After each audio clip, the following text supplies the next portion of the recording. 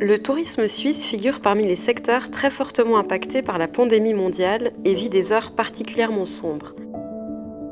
Rien qu'en Suisse, le manque à gagner se chiffre déjà en milliards et les nuitées hôtelières devraient chuter jusqu'à 50% dans les villes cet été.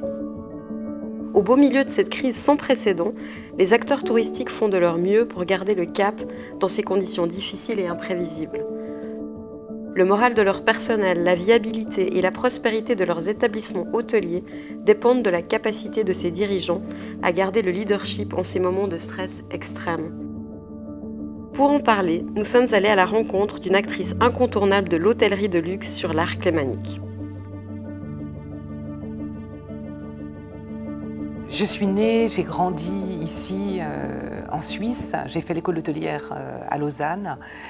Ensuite, je suis partie pendant plus de 20 ans à l'international. J'ai habité à Paris, à New York, à Londres, un petit peu à Bordeaux.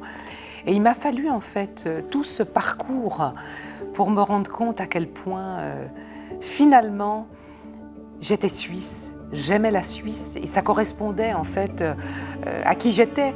Alors peut-être que si j'étais rentrée il y a 10 ans, ça n'aurait pas été pareil. Je suis maintenant maman, j'ai 2 enfants.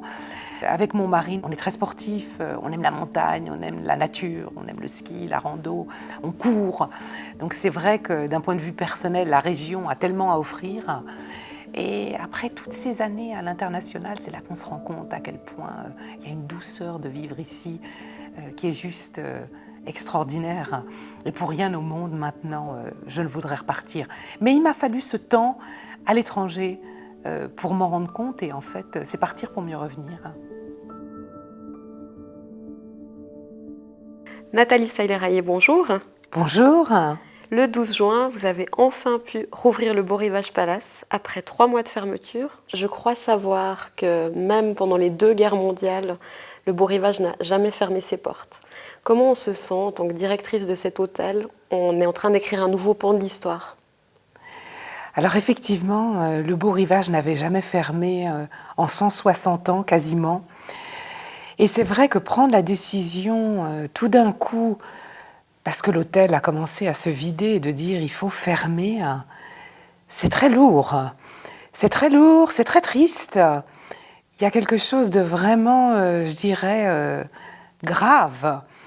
Et ça n'a pas été facile, mais quelque part, on s'est retrouvés face à une situation où nous n'avions pas le choix. Donc oui, le Beau Rivage a traversé ces 160 années. Il a fallu que le coronavirus arrive pour qu'il ferme. Oui, ça a été une décision très émotionnelle, pas facile à prendre, mais nécessaire. Je vous invite à un petit retour en arrière. Donc ce fameux lundi 16 mars, le Conseil fédéral décrète l'état de situation extraordinaire. Qu'est-ce qu'on fait à ce moment-là en tant que directrice? Le premier sentiment, c'est juste de se prendre un vrai coup sur la tête. Et on est quand même très perdu avant de pouvoir commencer à réfléchir, à penser à demain et à être un peu stratégique. Là, on est un peu en état de choc. On a besoin de ces équipes, on a besoin de partager, on a besoin de se dire, mon Dieu, je crois que c'est un moment où on a vraiment besoin les uns des autres. On est un peu perdu. Je dois dire qu'à ce 16 mars a vraiment été une date très très forte. Et quand on s'est retrouvés, on était en tout petit comité. Il y avait notre directeur adjoint, notre chef concierge, notre chef de réception. Et on était dans ce hall vide. Les fleurs étaient parties, il n'y avait plus de musique. On a éteint la lumière. Vous avez quand même ces 2 grands bâtiments. Il y avait presque un écho qui se faisait. C'était vraiment lourd. En fait, c'était très triste. Et on s'est quittés comme ça, sans trop savoir quand est-ce qu'on allait tous se retrouver. Donc c'était très pénible. Donc diriger un hôtel, c'est quelque chose qui est complexe, on le voit encore plus aujourd'hui. C'est aussi la nécessité de maîtriser une multiplicité de choses, de compétences internes, externes. Qu'est-ce qui vous a motivé à travailler dans l'hôtellerie? Est-ce que c'était un rêve d'enfant? Alors écoutez, rêve d'enfant certainement, un petit peu quand même. J'ai eu la chance de découvrir de beaux établissements étant toute jeune, mais ça c'est la dimension client. Et de l'autre côté de la barrière, c'est pas forcément la réalité. Mais je dois dire, j'ai fait l'école hôtelière à Lausanne, et là, ça a vraiment été une révélation. C'est un métier qui est juste extraordinaire. Là, j'utilise toujours beaucoup de superlatifs parce que je suis tellement enthousiaste et je trouve que malheureusement, ce ne sont pas forcément des métiers qui sont valorisés. On dit souvent « Oh, tu réussis pas à l'école, tu vas faire de l'hôtellerie. » Je pense que la grande hôtellerie dans l'industrie du luxe, c'est juste quelque chose d'extraordinaire. Vous évoluez dans des lieux qui sont juste sublimes. Vous avez la chance de rencontrer les plus grands de ce monde, des personnalités, des gens intéressants, inspirants, stimulants, qui vont vous apprendre tellement de choses, qui vont vous ouvrir sur tellement de sujets. Il y a toute cette notion de grande famille, quelque part. On est une équipe aller en fin de journée dans le bureau du chef pour déguster son dernier plat. S'assurer que la cuillère soit bien mise au bon endroit, et en même temps, il faut que vous soyez stratégique et que votre hôtel ait un sens dans les 20 prochaines années. Et comment l'industrie du luxe évolue. Donc, on est sans arrêt sur du détail, le coup de la petite cuillère qui doit être au bon endroit, et puis en même temps sur des notions stratégiques qui sont très stimulantes et challenging intellectuellement. Donc le 1er septembre, ça va faire 5 ans que vous êtes à la tête du Beau Rivage Palace, ce fleuron touristique de l'Arc lémanique. Vous êtes la première femme à le diriger.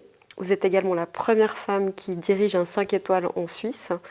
Comment est-ce qu'on arrive en tant que femme à occuper ce poste, à être une femme pionnière ? Alors c'est vrai que cette notion de femme, elle est toujours... c'est toujours un sujet ou je dirais un débat où pour moi il n'y a pas forcément de débat. J'ai toujours beaucoup travaillé. J'ai toujours été passionnée, j'ai toujours aimé ce que je fais.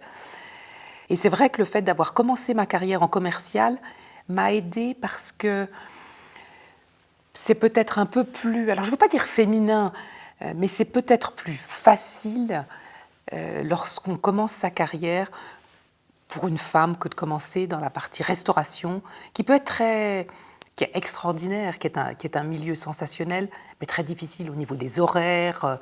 Et je pense qu'il y a beaucoup de femmes qui probablement, à un moment de leur vie, pour des raisons, elles veulent avoir un meilleur équilibre, vie privée, vie professionnelle. Et c'est vrai qu'au début de sa carrière dans l'hôtellerie, il faut donner beaucoup, beaucoup.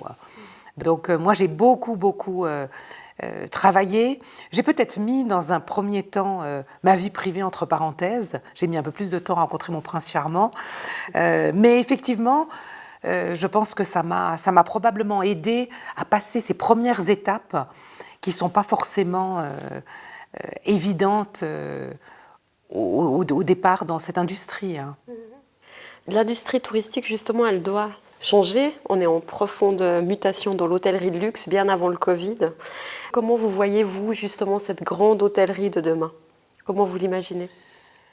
Alors, je crois que dans un grand établissement, dans l'industrie du vrai luxe, d'un grand palace, je pense que l'ultra-personnalisation, on parle même plus maintenant d'expérience, mais vraiment de transformation, la dimension humaine va devenir encore plus importante. Le côté bling-bling, peut-être qu'on a connu dans les années 80, voire 90, change complètement. Les codes du luxe ne sont plus les mêmes du tout. On ne va plus rechercher de l'or partout, des salles de bain qui brillent. Ça va se faire, on veut de l'espace, on veut du temps, on veut se faire du bien. La notion de bien-être va devenir de plus en plus importante. Et je pense que cette crise du Covid va également accélérer ce processus. Les gens ont besoin de se reconnecter avec eux-mêmes, avec leurs valeurs, avec ce qui est juste, avec la nature. On a perdu beaucoup oui, peut-être de valeurs. Beaucoup de personnes se sont un peu perdues et ça, on le sent. Donc, on travaille beaucoup ici au Beau Rivage. On vient de refaire intégralement notre spa. Et donc, au travers de ça, tout un programme vraiment autour du du bien-être, de se reconnecter avec soi-même, de se retrouver, de sentir mieux, simplement le plaisir d'une vie saine. Maintenant, l'objectif d'un palace comme ça, c'est, on parle ici de tradition en mouvement, donc c'est vraiment de garder son histoire. Il y a un côté même légendaire, tout en étant innovant. Et ça, c'est pas facile, parce que très vite, on peut tomber dans des trucs un peu, il y a un mot anglais, gimmicky, et ça va pas. Pour un palace, toutes les actions commerciales, marketing ou d'expérience qu'on fait doivent rester fidèles à ce qu'on est, à notre ADN. Et ça, c'est extrêmement important. Donc, surfer sur l'innovation, mais tout en restant ancré et conserver notre ADN. C'est extrêmement important. Maintenant, l'hôtellerie de demain, je pense que déjà, si l'on prend les 20 dernières années, diriger un hôtel il y a 20 ans, par rapport à ce que c'est maintenant, ça n'est plus le même métier. Là, on vous demande, toute la dimension de la distribution a été complètement chamboulée. Le marketing, le CRM, avant tout ça, on faisait simplement une jolie photo et ça allait dans un magazine.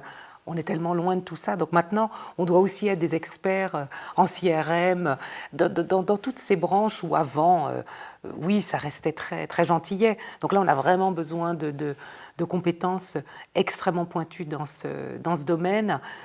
Et oui, il faut rester alerte à une clientèle qui évolue vite. Et l'inconvénient, je dirais, c'est que dans l'hôtellerie, lorsque vous commencez à investir, ce ne sont pas des petits investissements. C'est lourd, c'est tout de suite, ça se chiffre tout de suite en millions, voire en dizaines de millions, donc on ne peut pas se tromper.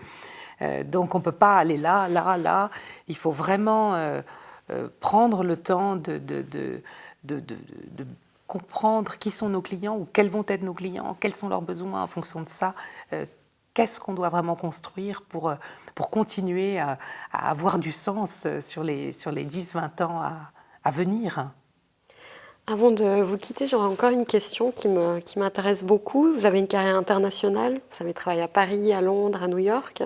Quand on revient en Suisse, en étant Suissesse, est-ce qu'on se rend compte qu'on a un management qui est peut-être différent des pays voisins ou lointains? Alors je pense qu'en Suisse, on a déjà de très jolies valeurs.